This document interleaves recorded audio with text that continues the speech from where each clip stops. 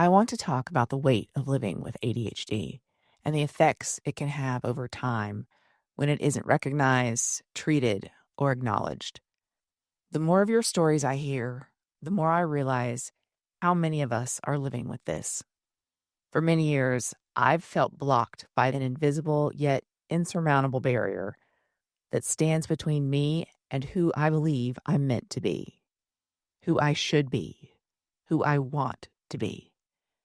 The other side is crystal clear, and what lies there is success, consistency, the ability to just do the things I want to do, but I am unable to scale it. Like a window, sometimes I draw a shade across it, like a heavy drapery, so I don't have to look at the other side. Because looking at the life I could be living and the person I should be hurts too much. For years, I thought this feeling was depression. And I want to be clear. Depression is real, and it is heavy. I have lived with that too. But what I am describing now, this is something different.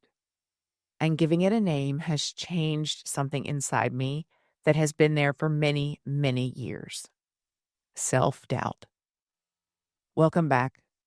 Today, we're going to talk about the damage caused by ADHD-related demoralization.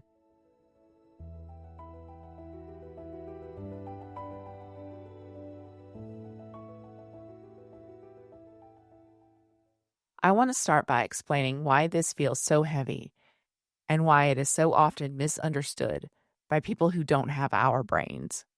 If you try to explain this to a neurotypical person, someone whose brain works in a linear way, they might look at your life and say, well, everyone gets overwhelmed, but we are speaking different languages.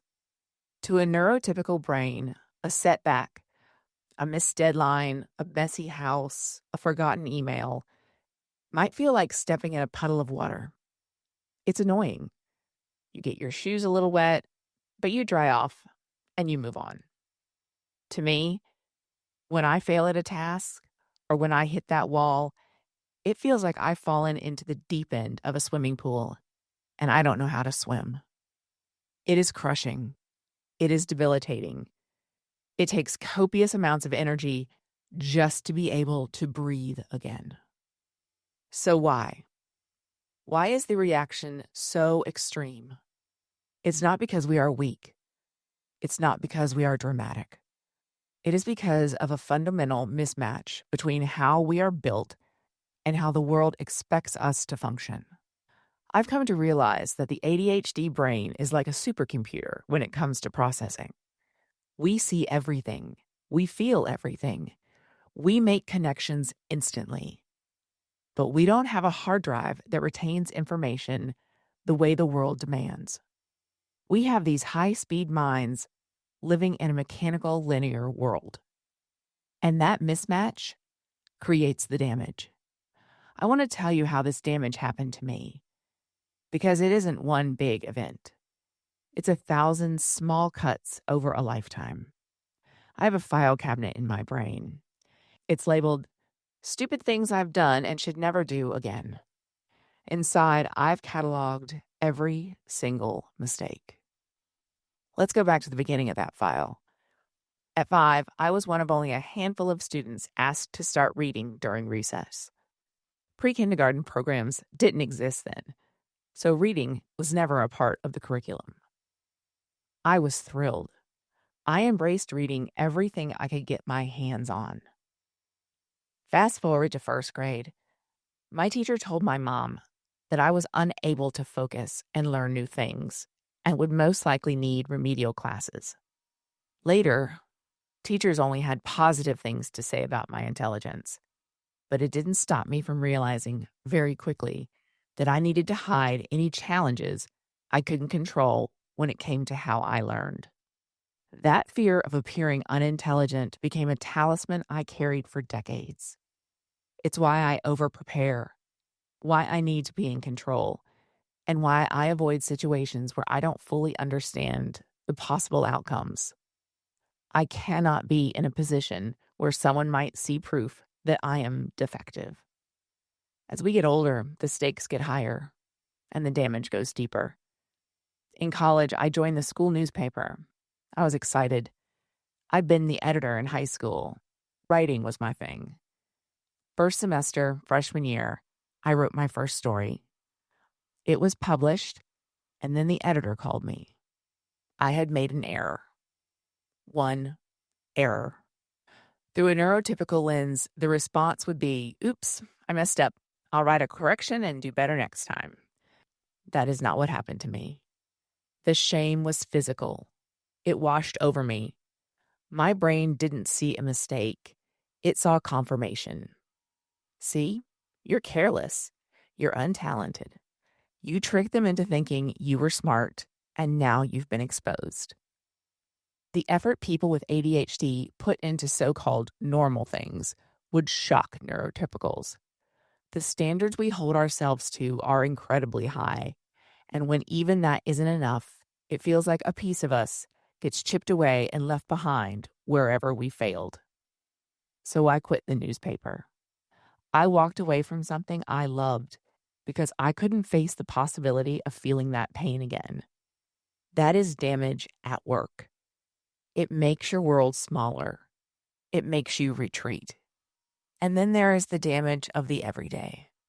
Sometimes it isn't big failures. Sometimes it's the exhaustion of trying to function. Last year, we had to move a loved one into assisted living. Belongings from 3 generations were stored in our garage. At first, it was manageable, new, even motivating. But over time, the clutter seemed to expand. That one area of overwhelm spread. Tasks that had once felt simple became massive. Within 6 months, I was struggling to open Christmas cards that arrived in the mail. They were right there. People who loved me, sending me well wishes. And I couldn't touch them. Knowing the world kept moving for everyone else, while mine didn't, felt unbearable. Because I can't do these simple things the way everyone else seems to, I judge myself. I berate myself. I spent years, literal years of my life in my bedroom. It was the safest place, the only place where I couldn't be seen or fail. This is what ADHD-related demoralization looks like. It's like a silent alarm goes off, and my brain's self-destruct sequence is triggered. It reminds me of people being hypnotized, how they suddenly lose all muscle control and slump over. That's what happens to me. I just slump. It isn't a choice. It's a protective shutdown. It's the psychological consequence of a capable brain being repeatedly punished for traits it cannot willpower its way out of. If you're listening to this and you're in a slump, if you're staring at the wall, feeling the shame of the stupid file in your head, I want you to know this. You are not broken. You are slightly damaged.